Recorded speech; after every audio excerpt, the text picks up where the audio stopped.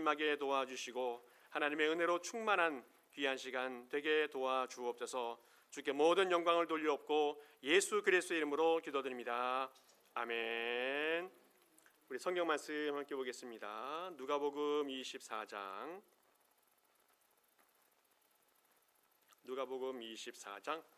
27절에서 35절까지입니다. 누가복음 24장 27절에서 35절까지 우리 교도가시면서 보겠습니다. 27절 제가 먼저 봅니다. 이에 모세와 모든 선지자들의 글로 시작하여 모든 성경에 쓴 바 자기에 관한 것을 자세히 설명하시니라.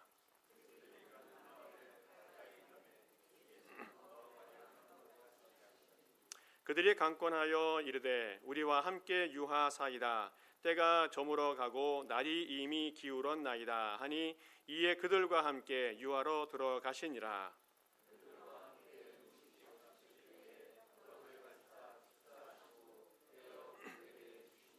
그들의 눈이 밝아져 그인 줄 알아보더니 예수는 그들에게 보이지 아니하시는지라.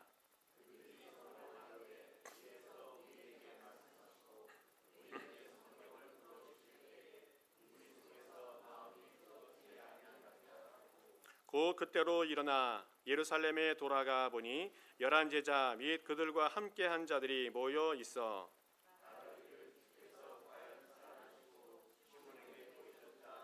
같이 읽겠습니다. 두 사람도 길에서 된 일과 예수께서 떡을 떼심으로 자기들에게 알려지신 것을 말하더라. 아멘. 은혜 가운데 지난주 부활주일을 잘 보내게 되어졌습니다. 우리 모든 성도님들은 우리의 신앙의 중심이 항상 부활이 되어져야 한다는 겁니다.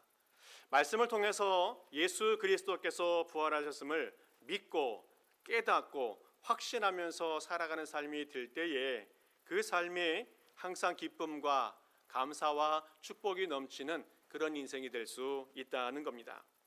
우리는 날마다 부활신앙을 가진 성도로서 항상 꿈과 비전과 소망을 가지고 살아가는 우리 모든 성도 될 수 있기를 간절히 축복합니다.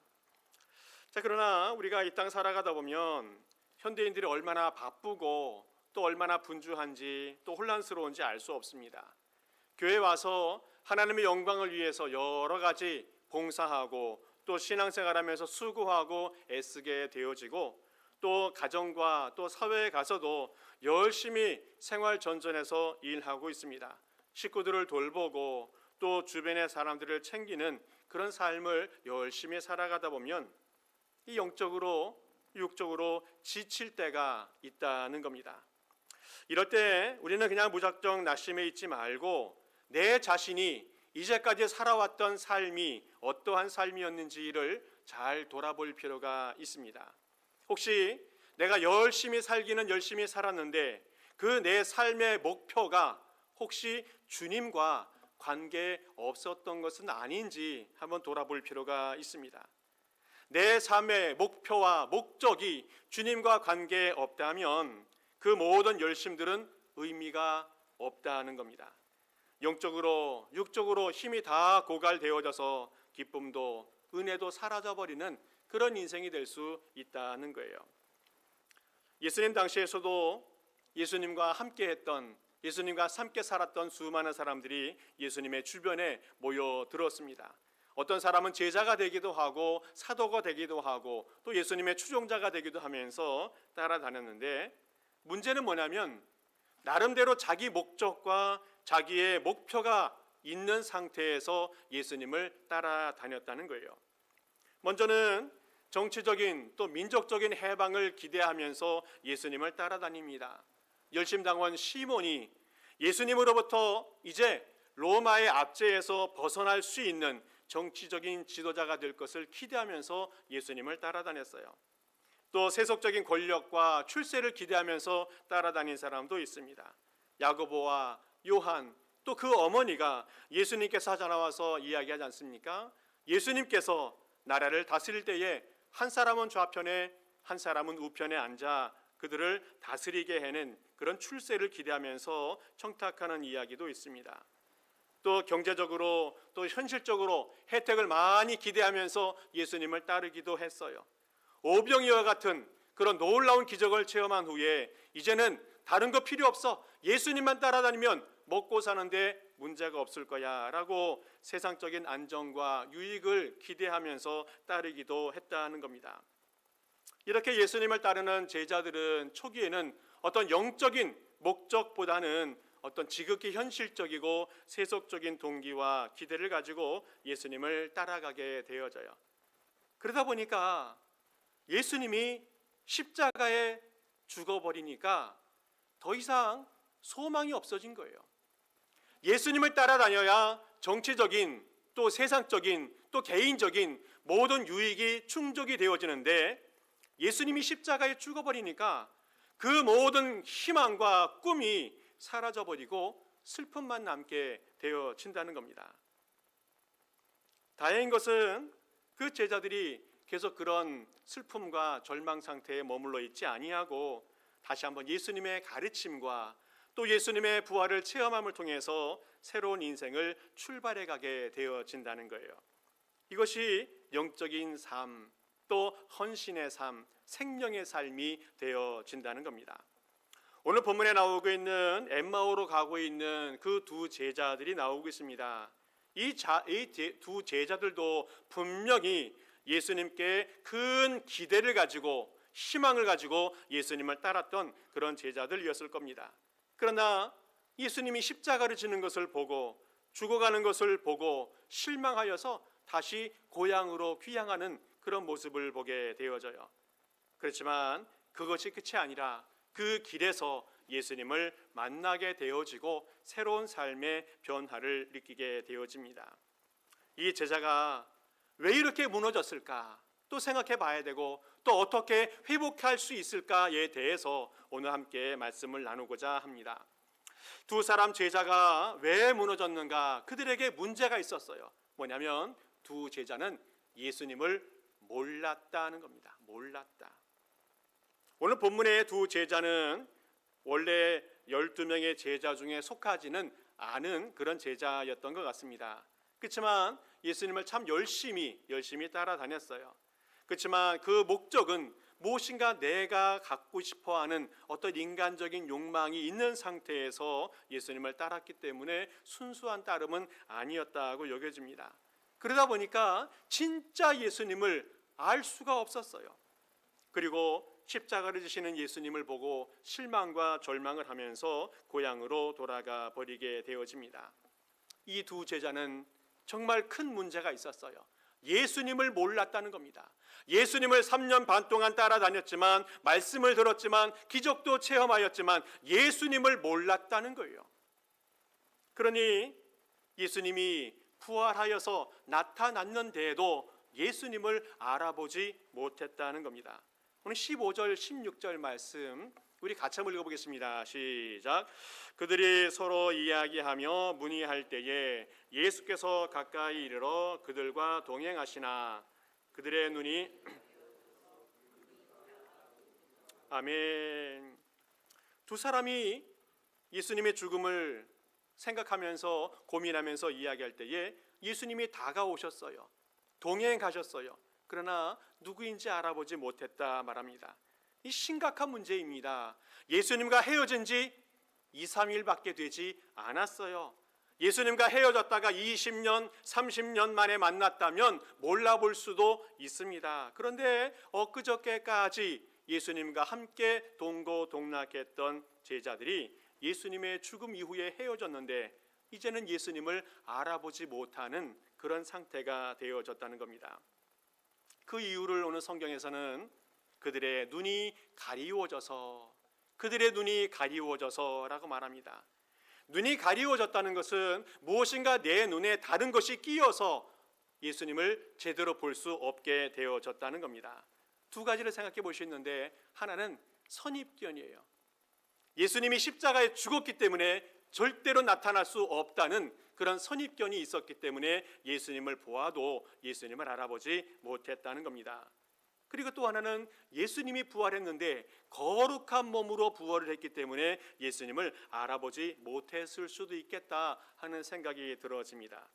그런데 이와 똑같은 상황에서 막달라 마리아는 예수님을 단번에 알아보았어요. 예수님의 한마디를 듣고 알아보았고 예수님의 첫 모습을 보고 예수님을 알아보았다는 겁니다. 그러나 이 두 사람은 눈에 무엇인가 띄었는지 예수님을 알아볼 수가 없었어요. 영적으로 어두워져 있는 그런 예수님의 모습을 발견하지 못하는 그런 안타까운 제자들의 모습을 보게 되어집니다. 거기서 끝나지 않았어요. 뿐만 아니라 예수님께서 말씀으로 가르치시고 깨우쳐 주셨는데도 이들이 예수님을 알아보지 못했다는 겁니다. 25절, 26절, 27절 쭉 읽어보면 되겠는데 한번 교독하면 읽겠습니다. 25절은 제가 읽겠습니다. 이르시되 미련하고 선지자들이 말한 모든 것을 마음에 더디 믿는 자들이여.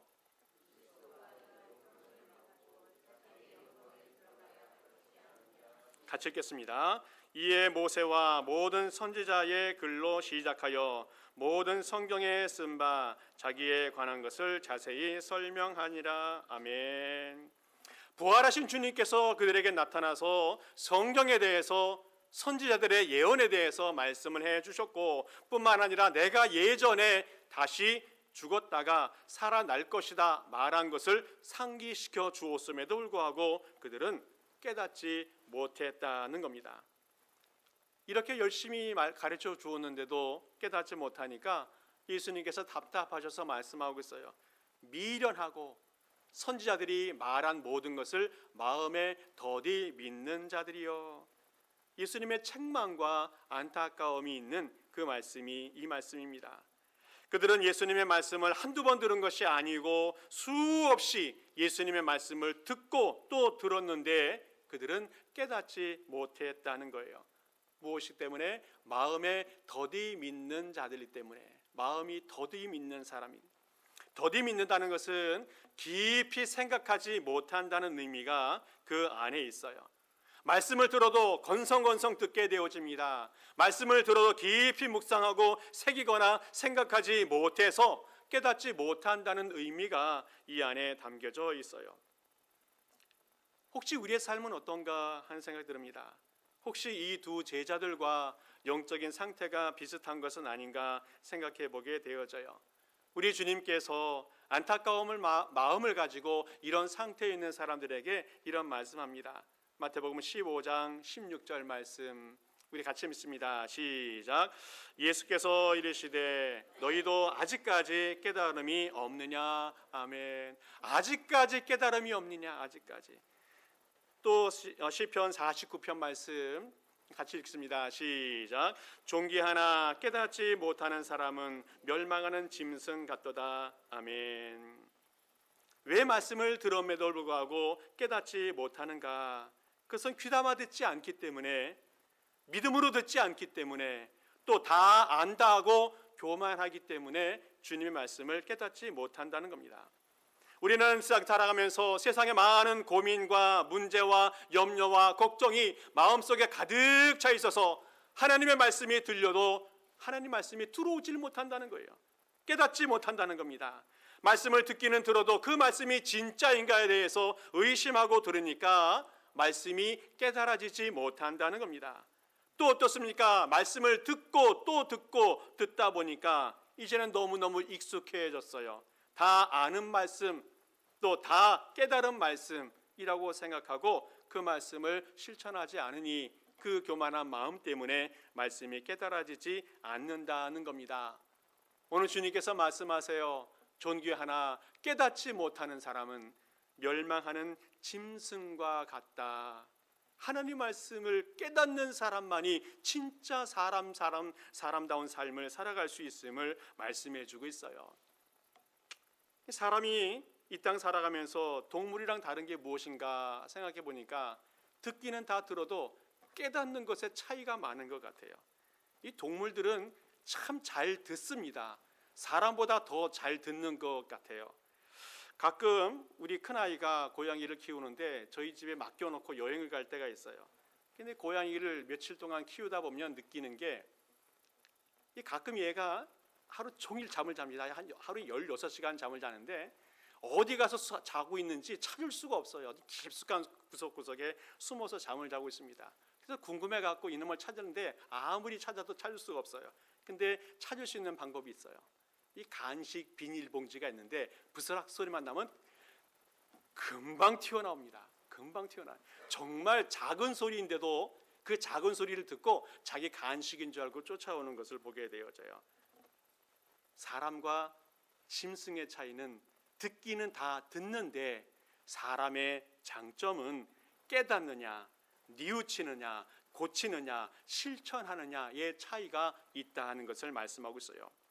사람은 인격적인 존재입니다. 사람으로서의 격을 갖추어 살아가야 인격체라 말할 수 있어요. 천만 가지 지식과 또 진리를 아는 것도 중요하겠지만 한 가지 진리를 깨닫고 실천한다면 그 사람이 더 중요한 인생을 살아갈 수 있다는 거예요. 뿐만 아니라 우리 사람은 영적인 존재라는 겁니다. 영적인 말씀을 듣고 깨닫고 순종할 수 있어야, 하나님 말씀을 듣고 순종할 수 있어야 그 사람이 진정한 신자이고 성도가 될 수 있다는 겁니다. 우리의 사랑 성도 여러분들, 우리는 성도로서 하나님 말씀을 듣고 깨닫고 순종하며 살아갈 수 있기를 간절히 축복합니다. 오늘 주님께서 이 두 제자들의 이야기를 하면서 이 제자들이 깨닫지 못하는 것으로 머물러 버렸다면 얼마나 불행했습니까? 그러나 감사하게도 그들은 세워졌어요. 깨닫게 되어졌어요. 두 번째, 주님이 해결하십니다. 두 제자는 예수님을 만났습니다. 두 제자는 예수님도 예루살렘도 모든 희망도 이제 포기하고 고향으로 돌아가는 그런 과정이었습니다. 예수님이 십자가에 죽었으니, 완전히 비참한 최후를 맞이하였으니 이제 모든 것이 없어져서 이제는 예루살렘에 머물 이유도 없고 예수님을 찾을 이유도 없었습니다. 두 제자는 이제 예수님을 포기하고 예루살렘을 포기하고 자신의 고향으로 들어갑니다. 그렇지만 중요한 것은 예수님은 그들을 포기하지 않으셨다는 거예요. 예수님은 그들을 만나주시기 위해서 끝까지 따라가 주셨다는 겁니다. 이것이 바로 하나님의 은혜이고 하나님의 사랑이고 우리를 끝까지 구원하시는 하나님의 섭리라고 말할 수 있겠습니다. 예수님이 찾아오셨어요. 예수님이 찾아왔습니다. 우리 15절 말씀 우리 같이 한번 읽어보겠습니다. 시작. 그들이 서로 이야기하며 문의할 때에 예수께서 가까이 이르러 그들과 동행하시나. 아멘. 십자가에 죽는 그런 절망을 경험했음에도 불구하고 예수님을 떠나 이제 고향으로 가고 있는 두 제자들에게 부활하신 예수님께서 나타나 주셨고 가까이 가시고 동행해 주시면서 함께 걸어가셨다 말합니다. 가까이 오셨다는 것은 몸만 가까이 오신 것이 아니라 그들의 절망과 함께하고 있다, 그들의 슬픔과 함께하고 있다는 것을 의미합니다. 그들을 위로하시고 그들을 회복하시고 그들을 온전케 하고자 하시는 하나님의 마음이, 예수님의 마음이 있었기 때문에 그들에게 가까이 오셨다는 거예요. 제자들은 예수님을 포기하고 떠나갔지만 예수님은 다시 찾아오셔서 그들과 가까이 하시고 회복해 주셨다는 겁니다. 요한복음 15장 16절 말씀에서도 이렇게 말하고 있어요. 너희가 나를 택한 것이 아니요 내가 너희를 택하여 세웠나니. 아멘. 제자들이 예수님을 찾아간 것이 아니고 우리가 예수님을 찾아가는 것이 아니고 예수 그리스도께서 절망과 좌절의 길을 걷고 가는 그들을 찾아가 주셔서 소망을 주시고 꿈을 주시고 믿음을 주시고 회복해 주셨다는 겁니다. 이 땅 살아가는 우리들은 어떻습니까? 여러 가지 세상의 문제 때문에 절망하고 좌절의 길을 걸어갈지라도 예수님께서 나를 찾아오셔서 나를 만나 주셔서 모든 근심과 염려와 걱정 속에서 벗어나게 하시고 새로운 꿈을 가지고 살아갈 수 있도록 우리를 인도해 주신다는 겁니다. 뿐만 아니라 죄로 죽을 수밖에 없었던 나를 찾아오셔서 주님이 구원하시고 우리를 온전케 해 주셨다 하는 거예요. 그리고 주님께서는 오셔서 말씀해 주십니다. 말씀해 주십니다. 영적으로 무감각하고 영적으로 불감증이 심한 그 환자들에게, 이 두 제자에게 예수님이 찾아오셔서 말씀을 차근차근 알아듣기 쉽게 구체적으로 말씀해 주시고 있습니다.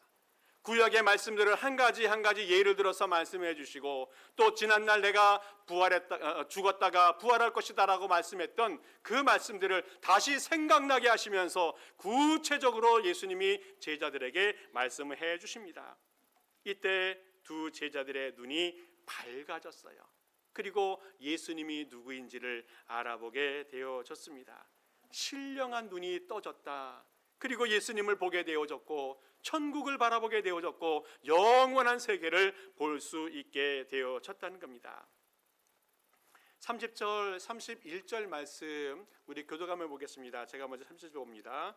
그들과 함께 음식 잡수실 때에 떡을 가지사 축사하시고 떼어 그들에게 주시니,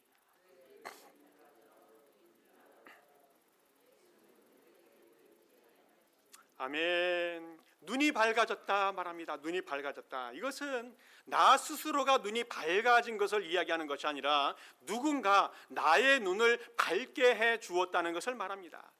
알아보았다. 그것은 이해되었다. 하나님께서 이제까지 어떻게 역사하셨는지를 깨닫고 이해하게 되어졌다는 것을 말합니다. 또 함께 음식을 먹었다는 것은 예수님과 격의 없이 친밀한 교제를 나누었다는 것을 의미합니다. 예수님과 만나고 교제하고 말씀을 들으면서 신령한 눈이 떠지고 신령한 마음이 생기게 되어졌다는 겁니다. 우리 사랑하는 성도 여러분들, 우리가 성도로서 신령한 눈을 떠서 예수님을 바라볼 수 있길 바랍니다. 예수님이 내 곁에 나와 함께, 나와 동행하시는 분이고 나와 함께 하셔서 내게 모든 말씀을 깨우쳐 주시는 분이신 것을 날마다 믿고 깨닫고 느끼고 체험하며 살아가는 우리의 성도 될 수 있기를 간절히 축복합니다. 또 하나, 주님께서 찾아오시고 또 말씀해 주셨는데 그것이 끝이 아니라 예수님은 마음을 뜨겁게 하셨다는 거예요. 뜨겁게 하셨다. 두 제자가 예수님을 등지고 허탈한 마음을 가지고 고향을 향해서 가게 되어졌는데, 그런 마음은 어떤 마음이에요? 싸늘하게 식어진 그런 마음이었다는 겁니다. 신앙의 열정도 식어진 영적 냉혈 동물과 같은 그런 상태가 되어졌다는 거예요. 이런 영적인 냉혈 동물과 같은 신세가 되었을 때에 감동도 없고 감격도 없고 기쁨도 없고 깨달음도 없는 그런 인생을 살아가게 되어집니다. 어떤 말을 들어도 어떤 은혜를 체험하여도 날마다 내 마음과 내 삶이 싸늘한 찬바람만 부는 그런 인생이 되어진다는 겁니다. 이런 상태를 성경에서는 요한계시록 3장 1절에 이렇게 말해요. 살았다 하는 이름은 있으나 실상은 죽은 자니라. 실상은 죽은 자니라. 우리 심령 속에 식어진 신앙, 이것은 실상은 죽은 신앙이라고 주님께서 말씀해 주고 있어요. 그런데 부활하신 주님께서 이 두 제자에게 나타나가서 그 식은 가슴에 성령의 불을 넣어 주셨습니다. 그 불을 통해서 새로운 인생을 살아가게 되어지고 새로운 꿈을 가지고 살아가는 그런 인생이 되어졌다는 거예요. 우리 32절 말씀 우리 같이 한번 읽습니다. 시작. 그들이 서로 말하되 길에서 우리에게 말씀하시고 우리에게 성경을 풀어주실 때에 우리 속에 마음이 뜨겁지 아니하더냐 하고 아멘. 이 두 제자는 예수님을 보고 성령의 불을 체험하고 그 마음속에 뜨거움을 체험하면서 감격에 겨워서 소리치는 고백을 하고 있습니다. 주님께서 그 식어졌던 영혼 속에 성령의 불을 넣어 주셨어요. 부활의 새양을 심어 주셨어요. 그래서 새로운 삶을 살아가게 하신다는 겁니다. 심령이 뜨거워졌다는 것, 그것은 성령을 체험했다는 것을 말해요. 그날 그들은 그 자리에서 성령의 체험을 하고 새로운 인생을 변화의 삶을 살아가게 되어집니다.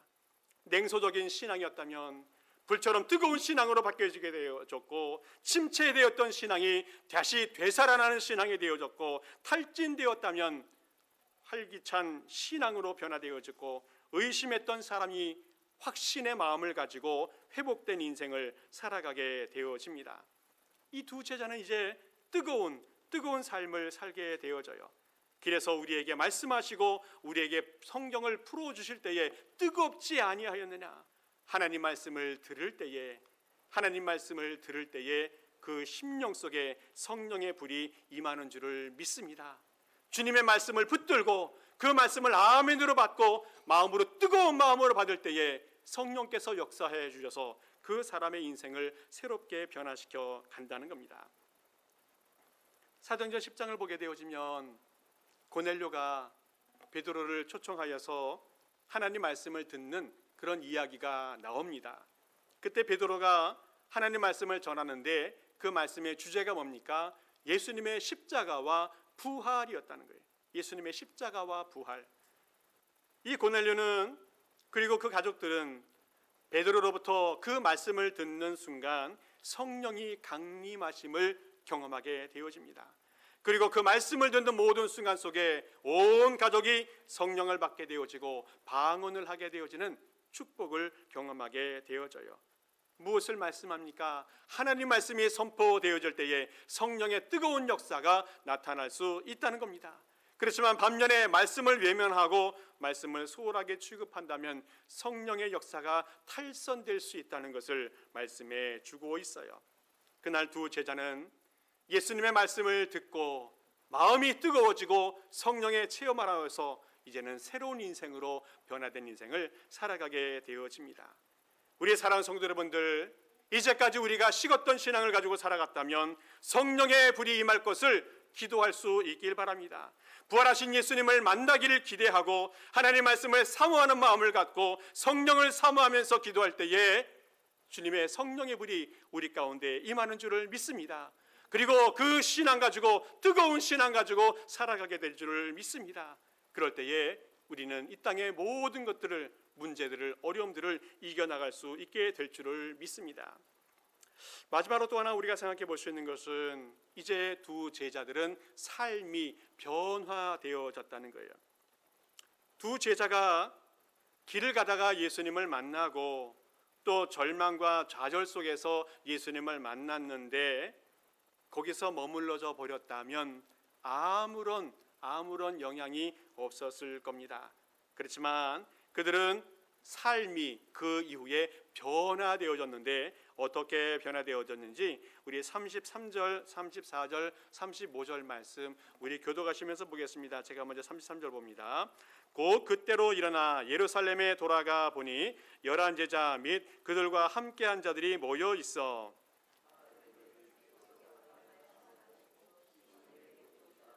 같이 읽겠습니다. 두 사람도 길에서 된 일과 예수께서 떡을 떼심으로 자기들에게 알려주신 것을 말하더라. 아멘. 제자들이 가장 먼저 변한 것은 가는 길이 달라졌어요. 그들은 예수님을 만나고 마음이 뜨거워졌는데 즉시 예루살렘으로 돌아가 버렸다는 겁니다. 그 인생길이 바뀌었다는 거예요. 지금 걸어가는 그 길 방향이 바뀌었다는 것을 말합니다. 예수님을 만난 사람은 생각이 달라지고 살아가는 방향이 바뀌게 되어져요. 예수님을 만난 사람은 길 대신 예수님을 함께 걷게 되어지고 생명의 길을, 영생의 길을 함께 걷게 되어진다는 겁니다. 또 이 제자들은 말이 달라졌어요. 부활하신 예수님을 만나기 전에는 날마다 한숨 쉬고 좌절과 절망의 소리를 내었었다면 이제 부활하신 예수님을 만난 후에는 내가 부활하신 예수님을 만났다라고 증거하는 그런 삶이 되어졌습니다. 증인의 삶이 되어졌어요. 예수님을 만난 사람은 그 말 속에 내가 예수님을 만났다, 내가 예수님을 사랑한다, 내가 예수님과 함께한다 고백할 수 있는 그런 사람이 되어져야 한다는 거예요. 요한복음 4장에서도 사마리아의 수가성 여인이 예수님을 만나지 않았습니까? 죄 많은 여인이었는데 예수님을 만난 이후에는 동네로 들어가서 내가 메시아를 만났다라고 전파합니다. 또한 요한복음 1장에서도 나다나엘이 예수님을 만난 후에는 내가 그의 메시아를 만났다라고 간증하며 살아가요. 사랑하는 성도 여러분들, 부활하신 예수님을 만났다면 내 입이 열리고 또 내 말이 열려져서 증인의 삶을 살아갈 수 있기를 간절히 축복합니다. 뿐만 아니라 이 제자들은 믿음이 달라졌어요. 믿음이 달라졌어요. 그들이 길을 가다가 부활하신 예수님을 만난 후에는 희미했던 그 믿음이 확실하게 바뀌었어요. 더디 믿었던 신앙이 철저한 신앙으로 변화되어졌습니다. 그래서 그들은 부활의 주님을 증거하는 그런 삶을 살아가게 되어졌습니다. 두 제자가 부활하신 예수님을 만난 후에 삶이 바뀌었는데 행동하지 않는 것, 변하지 않는 것, 그것은 참 신앙인이 아니라 말할 수 있습니다. 만일 두 제자가 부활하신 예수님을 만나고도 그리고 뜨거운 신앙을 가지고 있었음에도 불구하고 계속 엠마오에 머물러 있었다면 그들은 부활의 참 제자가 될 수 없었을 겁니다. 그러나 그들은 곧바로 길을 돌이켜서 예루살렘으로 돌아갔고 예수님을 찾아가게 되어졌고 증인의 삶을 살게 되어졌습니다. 우리 사랑하는 성도 여러분들, 부활하신 예수님을 만났던 이 두 제자들처럼 오늘 이 시간 이 자리에서 부활의 주님을 만날 수 있기를 축복합니다. 그리고 그와 함께 걸어갈 수 있기를 바랍니다. 그리고 그와 함께 살아갈 수 있기를 바랍니다. 그리고 그를 통해서 내 말이 바뀌고 믿음이 바뀌어질 수 있기를 바랍니다. 의심했다면 이제 확실한 신앙을 가질 수 있기를 바라고, 냉랭한 신앙을 가졌다면 이제 열정적인 신앙으로 바뀌어져야 되고, 불확실한 신앙이었다면 확실한 신앙으로 도피했다면 이제는 참여하는 신앙으로, 또 소극적인 신앙이었다면 적극적인 신앙으로 변화되어져야 한다는 겁니다. 그리고 믿음이 떨어져서 이제 예루살렘을 떠났다면 다시 예루살렘으로 돌아가는, 예수님에게로 돌아가는 그런 삶을 살아갈 수 있어야 한다는 겁니다. 사랑하는 성도 여러분들, 이제 부활하신 예수님, 그 주님께서 우리에게 큰 소망을 주었습니다. 내가 부활했으니 너희도 부활할 수 있다라는 확신을 보여주셨습니다. 부활하신 주님, 그 주님을 믿고 확신하며 이제는 우리의 삶이 바뀌고 증인의 삶을 살아가는 우리 모든 성도 될 수 있기를 간절히 축복합니다. 기도하겠습니다. 아버지 하나님, 감사합니다. 우리에게 부활의 주님을 허락해 주시고 그 주님을 통해서 믿음을 갖고 영생을 갖게 하신 것을 감사를 드립니다. 아버지 하나님, 이제는 예수 그리스도의 부활을 확실하게 믿게 하시고 이제는 내가 가는 길과 내가 하는 말과 내가 가진 신앙이 더욱더 새로워지는 축복의 백성이 되게 하옵소서. 감사를 드리며 예수 그리스도의 이름으로 기도하옵나이다. 아멘. 우리 모두 일어서셔서 찬양하시고 축도 예배를 마칩니다.